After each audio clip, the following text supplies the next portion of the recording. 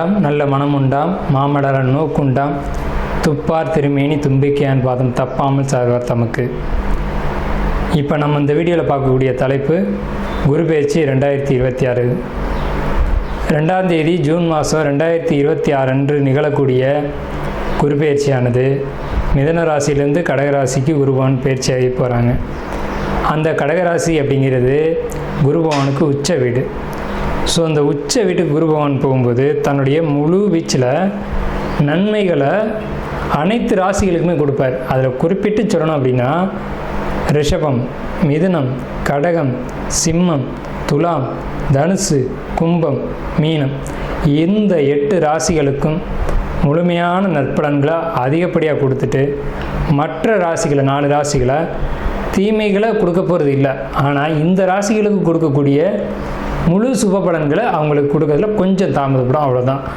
குரு பகவான் இயற்கை முழு சுப கிரகம் அப்படின்னு பேர்.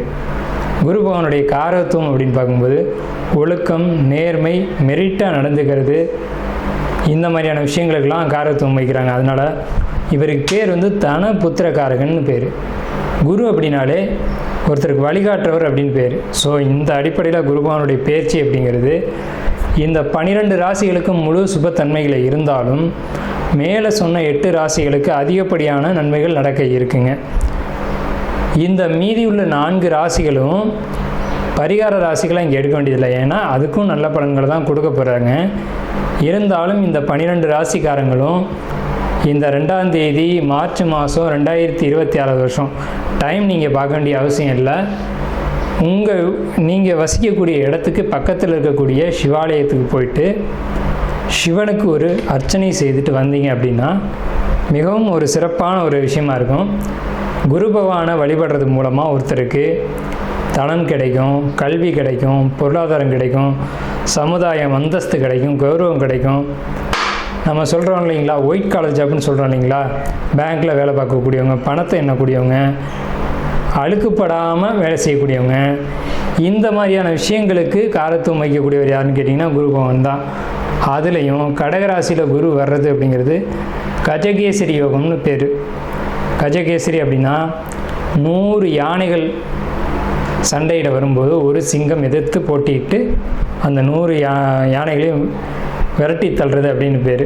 ஸோ இப்படிப்பட்ட கஜகேசரி யோகத்தில் நிகழக்கூடிய இந்த குரு பெயர்ச்சி 2026ஆம் ஆண்டு அப்படிங்கிறது 12 வருஷத்துக்கு ஒரு முறை ஒரு சிறப்பு வாய்ந்த ஒரு வருஷமாக இருக்கும். இதுக்கு பிறகு இன்னொரு 12 வருஷம் கழித்து தான் இந்த ஒரு சிறப்பான ஒரு குரு பெயர்ச்சி அப்படிங்கிறது நிகழும். ஸோ உங்களுக்கு இந்த குரு பெயர்ச்சி கடகராசிக்கு பயிற்சி ஆகுது. குரு பலன் அப்படின்னு பார்க்கும்போது சந்திரன் என்ற வீட்டுக்கு, அதாவது கடகராசிக்காரங்களுக்கு அல்லது ரிஷபராசிக்காரங்களுக்கு, மேலே சொன்ன இந்த 8 ராசிக்காரங்களுக்கும் குரு பலன் அப்படிங்கிறது வந்துடும். ஸோ குரு பலன் வந்துருச்சு அப்படின்னாலுமே திருமணம், குழந்தை பாக்கியம், பொருளாதாரம், வேலை வாய்ப்புகள் போன்ற அனைத்து விதமான சுபகாரியங்களும் நடக்கும். சுபகாரியம் நடக்கணும் அப்படின்னா குரு பலன் வேணும். சந்திரன் என்ற வீட்டுக்கு குரு வர்றது, அவர் வீட்டுக்கு சந்திரன் என்ற வீட்டுக்கு 2ஆம் வீட்டில் குரு வர்றது, சந்திரன் என்ற வீட்டுக்கு 5ஆம் வீட்டில் குரு வர்றது, சந்திரன் என்ற வீட்டுக்கு 7ஆம் வீட்டில் குரு வர்றது. இப்போது மகர ராசிக்காரங்களுக்கு 7ல் குரு, இதுவே மீன ராசிக்காரங்களுக்கு 5ல் குரு, இப்படி 5, 7, 9, 11. இப்போ அந்த அடிப்படையில் பார்க்கும்போது மீன ராசிக்காரங்களுக்கு 5ல் குரு, தனுசு ராசிக்காரங்களுக்கு அது விழுகாது. இதுவே விருச்சிக ராசிக்காரங்களுக்கு 9ல் குரு. அப்போ விருச்சிக ராசிக்காரங்களுக்கு குரு பலன் இருக்குது 11.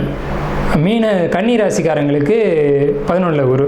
ஸோ இவங்களுக்கெல்லாம் கன்னி, கடகம், விருச்சிகம், மகரம், மீனம் இந்த ராசிக்காரங்களுக்கெல்லாம் குரு பலன் அப்படிங்கிறது நிகழ்ந்திருக்கு.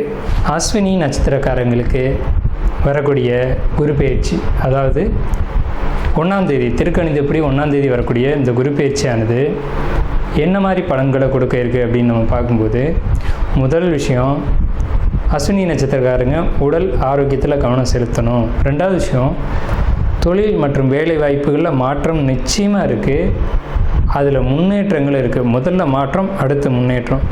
ஒரு இடத்த விட்டு ஒரு இடத்துக்கு மாறணும் அப்படின்னு நீங்கள் நினச்சிங்கன்னா அது கண்டிப்பாக நடக்கும். அஸ்வினி நட்சத்திரக்காரங்களுக்கு தொழிலையாக இருந்தாலும் சரி, வேலையிலையாக இருந்தாலும் சரி. அதே மாதிரி அரசு, அரசாங்கம், அரசியல் தொடர்புடைய காரியங்களில் ஈடுபடணும்னு நீங்கள் நினச்சிங்க அப்படின்னா அது மிகப்பெரிய ஒரு வெற்றியை இந்த காலகட்டத்தில் அஸ்வினி நட்சத்திரக்காரங்களுக்கு நிச்சயமாக கொடுக்கும். அஸ்வினி நட்சத்திரக்காரங்க அரசியலில் இருந்தீங்கனாலும் சரி, அரசாங்க ரீதியாக ஒரு அரசு வேலைக்கோ இது மாதிரி அரசு சம்மந்தப்பட்ட விஷயங்களுக்கு நீங்கள் ஈடுபட்டீங்கனாலும் சரி, மிகப்பெரிய ஒரு வெற்றியை இந்த டைம் உங்களுக்கு இந்த குரு பெயர்ச்சி கண்டிப்பாக கொடுக்க இருக்குது. வருமானமும் கௌரவமும் அந்தஸ்தும் உயரும். ஸோ சிறப்பான குரு பெயர்ச்சி உங்களுக்கு.